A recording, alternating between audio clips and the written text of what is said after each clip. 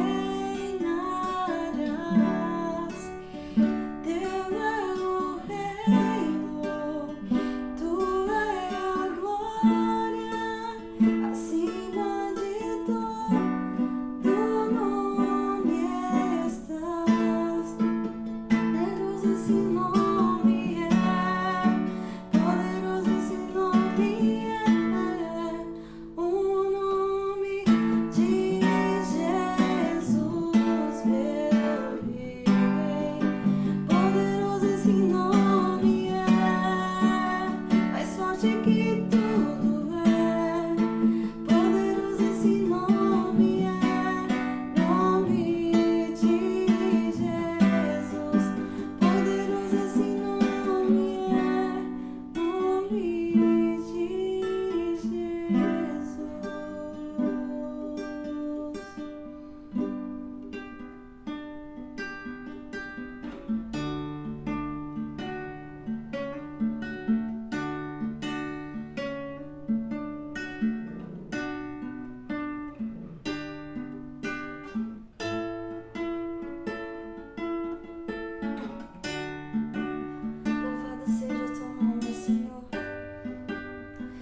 Louvado sejas, ó Pai, por tudo que tu fazes, por tudo que tu és, ó Deus. Bendito seja teu nome, Senhor. Obrigada pelas tuas misericórdias, pelo teu cuidado, pela tua bondade, pela tua fidelidade, pela tua paciência, pela tua justiça. Graças eu te dou, Senhor, eu te bendigo, eu te louvo pelo dia de hoje. Obrigado pelo descanso que o Senhor nos deixa, ó Deus.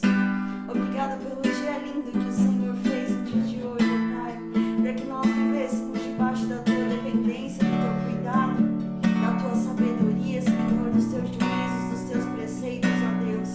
Que o Senhor esteja ministrando-nos, ó Senhor, falando aos nossos corações, endireitando as nossas veredas, ó Pai. Ajuda-nos, ó Deus, a caminharmos aqui nessa terra conforme a tua vontade e o teu querer, ó Senhor.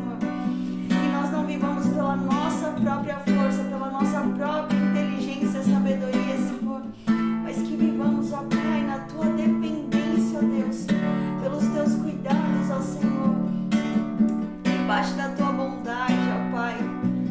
Que a tua palavra, Senhor, seja a nossa instrução para a nossa vida aqui na terra, ó Deus. Que luz para os nossos pés e lâmpada para o nosso caminho seja a tua palavra, ó Senhor. Visita-nos, ó Deus, nessa manhã, em nome de Jesus, e fala conosco, Senhor, no dia de hoje.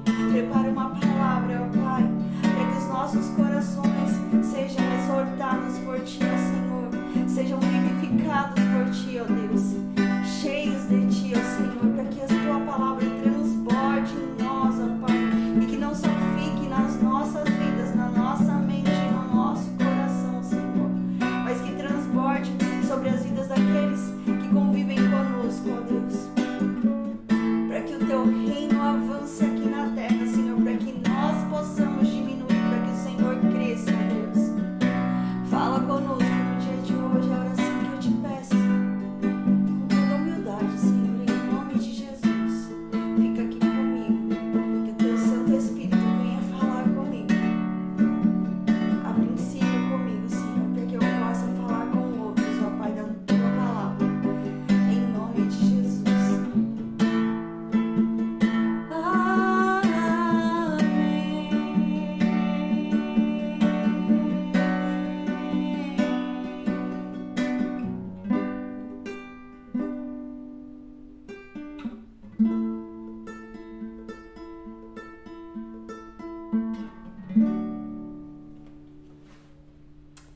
Bom dia, graça e paz.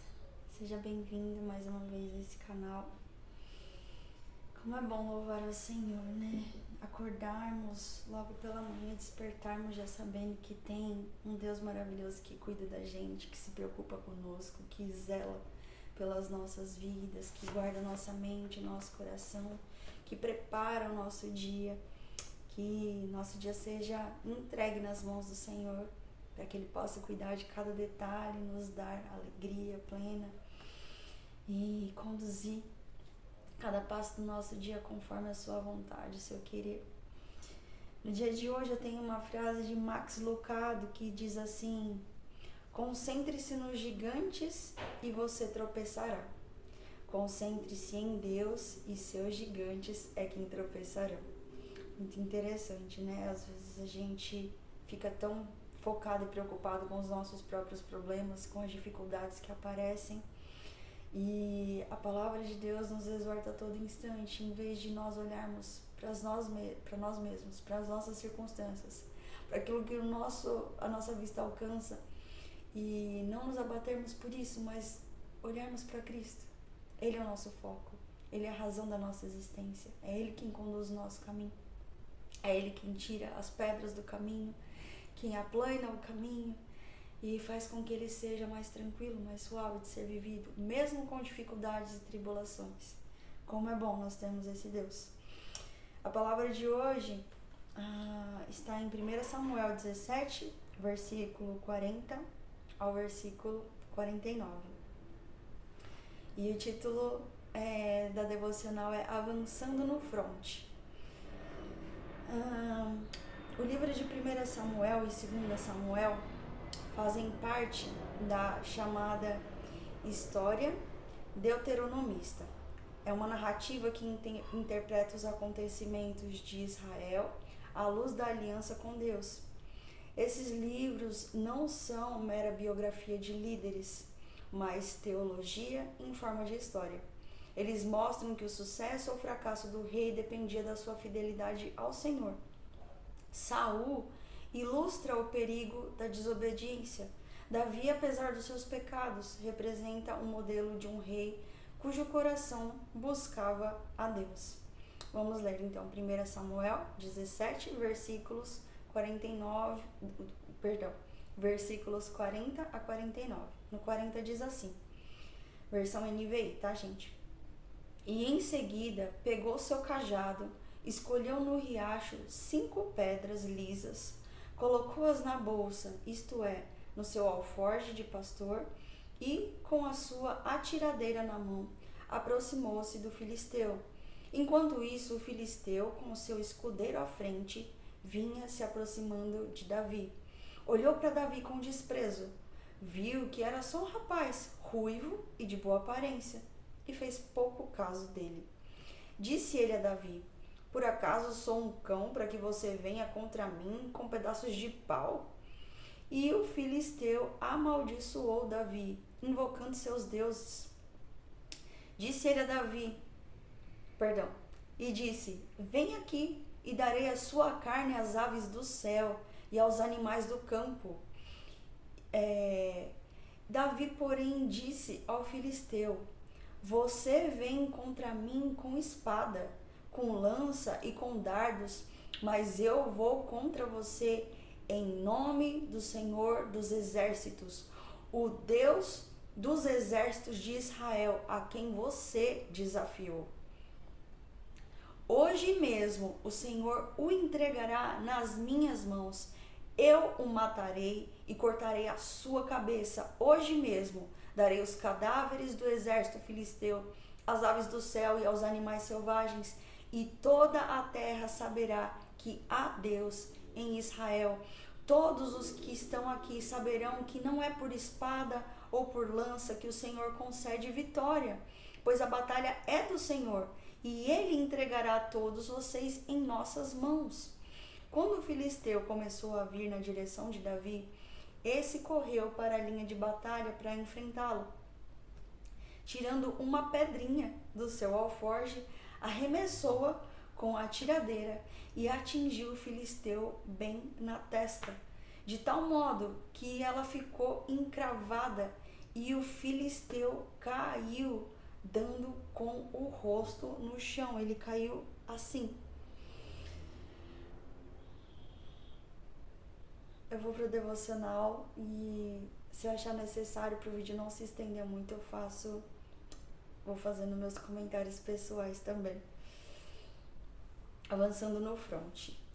Frequentemente nós lemos a história de Davi e Golias como uma lição de autoajuda. Nós tendemos a nos colocar no papel de Davi e enxergar os nossos problemas como um gigante a ser enfrentado. A mensagem acaba se tornando: tenha mais fé, esforce-se mais e você vencerá.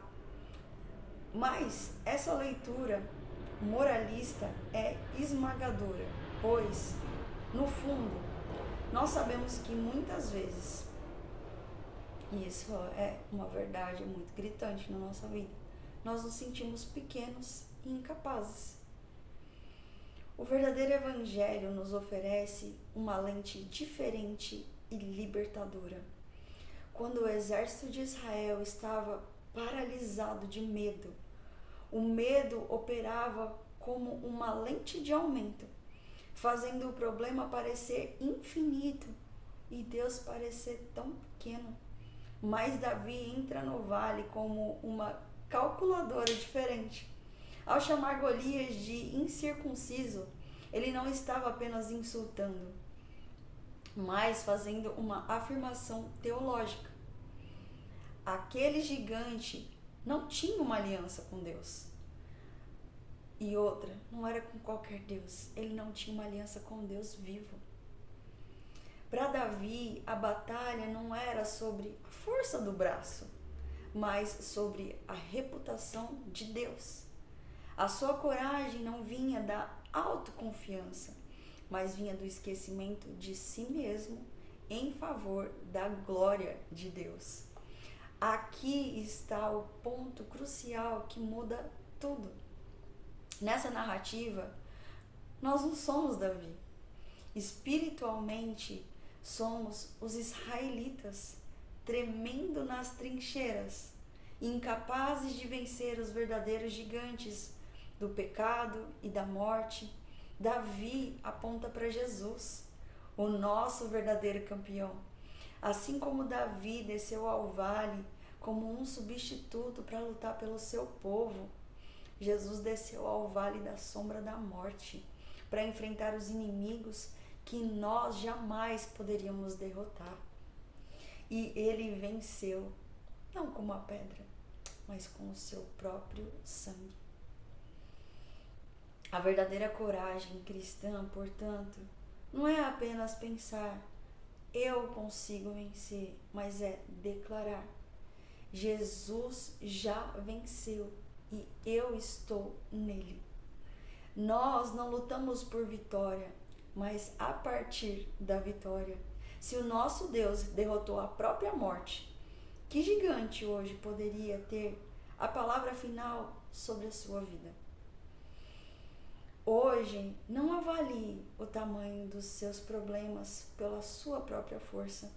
Olhe para eles à luz da grandeza de Cristo que lutou por você.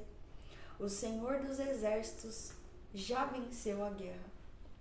Quantas e quantas vezes eu, com meus 36 anos de idade, já fui muito menosprezada, muito deixada de lado. Ninguém quis ouvir a minha voz, por eu parecer extremamente frágil, muito franzina, às vezes até parecer muito mais nova do que a minha idade, então ninguém me levava muito a sério como uma adulta.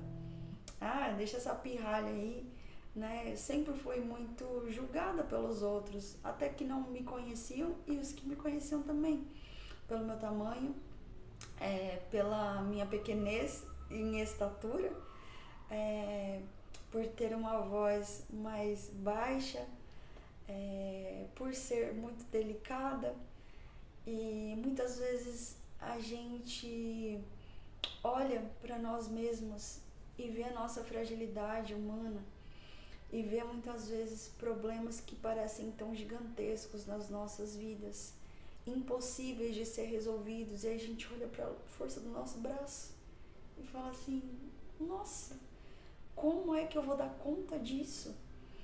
E a gente muitas vezes anula Deus na nossa vida, se esquece que Deus é quem está cuidando, que Deus é por nós, é em nosso favor, e não é pela nossa força, não é pelo nosso conhecimento, pela nossa sabedoria, pela nossa capacidade, mas é pela força do nosso Deus, que grandes coisas fez no passado, e há registros históricos, registros na palavra do Senhor a respeito disso. Tem testemunhas oculares que viram os feitos de Jesus, tem testemunhas oculares que registraram na história da humanidade os feitos grandiosos de Deus. Não foi só o povo de Deus registrando isso na Bíblia, né?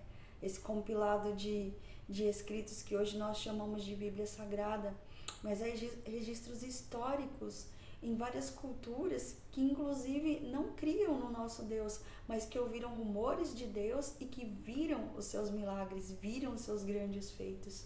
Então, por que a gente tende a menosprezar muitas vezes e anular o nosso Deus, achando que ele não é capaz ainda de realizar milagres?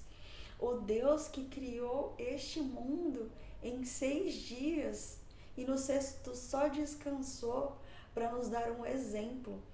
O Deus que destruiu o mundo que ele criou com uma chuva que durou 40 dias e 40 noites e pediu para o seu servo fazer uma barca, uma construção gigantesca na época, que precisaria hoje de grandes arquitetos para fazer, mas foi feito por um homem e a sua família, por um homem e seus 3 filhos.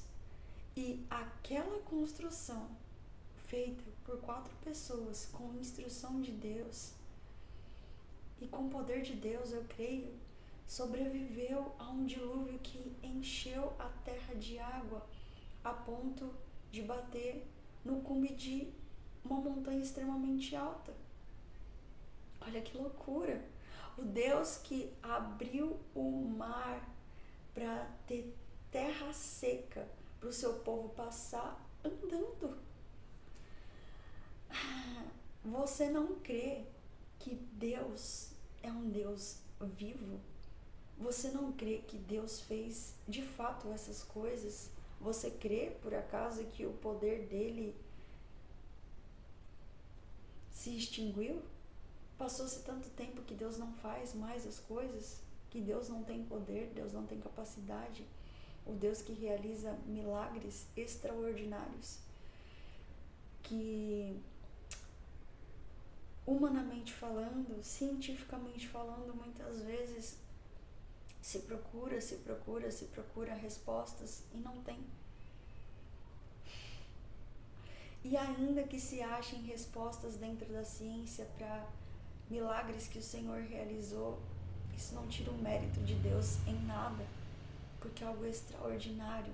Sempre que Deus põe a mão, Ele realiza obras extraordinárias, fantásticas, incríveis. E você não crê que Ele possa lidar com os problemas da sua vida hoje? Você acha que os problemas são muito maiores do que o seu Deus? Não olhe para si mesmo. Não olhe para as suas forças, não olhe para as suas circunstâncias sequer. Mas quando as circunstâncias ficarem grandes demais, severas demais, ao ponto de fazer você se esmorecer na fé e ficar com medo, como o povo de Israel ficou, aquele gigante, ele é grande demais, nós somos pequenos, nós somos limitados, nós não vamos dar conta, olha o tamanho daquele homem, o que a gente vai fazer? Que você se lembre como Davi veio como uma representação de Cristo, que Cristo já veio, Ele venceu a morte por você, por mim. Ele suportou coisas terríveis que com certeza nós não teríamos capacidade alguma para suportar, até porque Ele suportou essas coisas sem merecer. Ele foi maltratado, cuspido, ferido, traído. Ele foi chicoteado, ele foi severamente agredido na carne, no espírito, na alma. A gente olha muitas vezes para circunstâncias carnais que Cristo passou, mas você já parou para pensar nas circunstâncias psicológicas e emocionais que Cristo passou nos seus momentos finais aqui na Terra? E durante o tempo que ele andou na Terra também. Imagina você estar pregando a verdade, o amor, a justiça, e de repente alguém olhar para você e falar que você é príncipe do chefe dos demônios, que você é o próprio Beelzebul.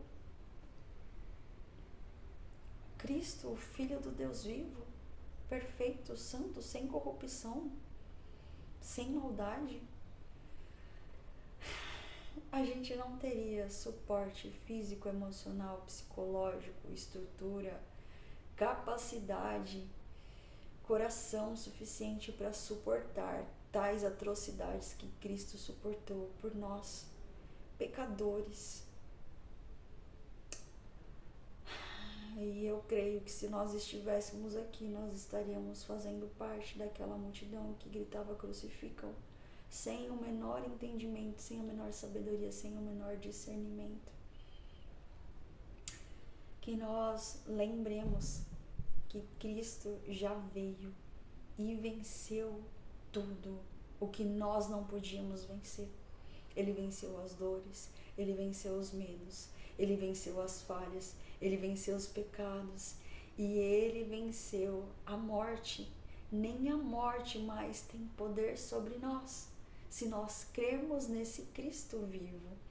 Lembre-se, quando as circunstâncias ficarem difíceis, não fixe seus olhos nelas, mas fixe os seus olhos no Cristo, no Filho de Deus, que venceu a morte, que morreu pelos seus pecados, que derramou um alto preço, o sangue dele tão precioso, para que você e eu pudéssemos ser perdoados, purificados, justificados e redimidos das nossas trevas, da nossa injustiça, da nossa pecaminosidade, e pudéssemos ser resgatados e chamados filhos de Deus. Mas é só por Cristo que isso tudo é possível.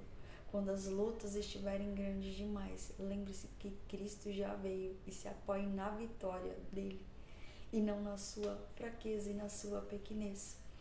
Eu sou pequenininha, eu tenho grandes limitações em mim, eu me acho insuficiente em tantas coisas, incapaz em tantas coisas, mas quando eu olho para mim eu só vejo limitações, mas quando eu olho para Cristo eu vejo uma vida sem limites, porque o Deus do impossível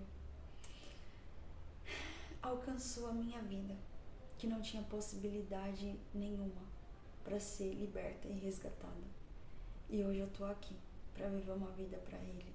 Então eu sei que Ele vai fazer o impossível para que eu viva para Ele o melhor nessa terra, arrancando os meus medos, arrancando as minhas dificuldades, arrancando as minhas limitações. Para mim isso aqui é muito difícil.